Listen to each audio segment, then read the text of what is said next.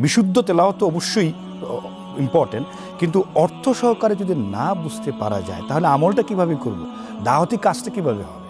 তাহলে এই অর্থ সহকারে বুঝে পড়ে পড়াটা এটা একজন মুসলমানের জন্য আবশ্যিক এবং অব্লিগেটরি। এটার কোনো অপশন নেই, এটা থেকে রেহাই পাওয়ার কোনো মুক্তি নেই এবং এখান থেকে স্কিপ করার কোনো সুযোগ নেই। আমাকে একেবারে ম্যান্ডেটরি করতেই হবে। এবার রমাদানে সেই প্ল্যানটা আমরা করে ফেলবো। আমরা বিশুদ্ধ তেলাওয়াতের তো একটা প্ল্যান করেই ফেললাম, পাশাপাশি আমাদের ওই বোন যে প্রশ্ন করেছেন যে তেলাওয়াত প্রতিদিন তেলাওয়াত পাশাপাশি অর্থ 2 আয়াত তেলাওয়াত করলাম এবং সাথে সাথে আমরা অনুবাদটা পড়লাম। বঙ্গ অনুবাদ বাজারে এখন যথেষ্ট পরিমাণে একেবারে অথেন্টিকেটেড অনুবাদ আছে, শত শত অনুবাদ রয়েছে।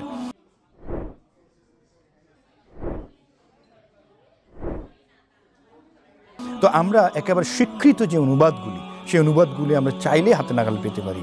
অনলাইনে আছে, যে কোনো অনলাইনে আমরা যদি ঢুকি অ্যাপস আছে মাশাআল্লাহ। আমরা মোবাইলে যে কোনো হাতের নাগালে সবকিছু দুনিয়া চলে আসছে। আমি গাড়িতে বসে আছি, হয়তো অফিসের চেয়ে ফিরছি অথবা অফিসে যাচ্ছি, আমি রমাদানে আমরা এই অভ্যাসটা শুরু করি না কেন যে দেখি সূরা ফিল আমরা সারা জীবন তিলাওয়াত করলাম নামাজে, কি আছে এখানে, আল্লাহ কি বললেন, সূরা কোরাইশে কি বললেন, সূরা ইখলাসে কি বললেন, একটু শানে নুজুলটা জানি না, অর্থটা ব্যাখ্যাটা একটু জানি না, সারা জীবন তো তেলাওয়াত করে সুন্দর করে আমরা খতমও দিলাম। অনেক রমাদানে আমরা খতম কেন্দ্রিক প্ল্যান করি, মাশাআল্লাহ, এটা খুবই ভালো। কিন্তু অ্যাট দ্য সেম টাইম ওই যে অর্থটা বুঝে আমরা এই ধরনের একটা প্ল্যান করে ফেলবো, এটা একটা।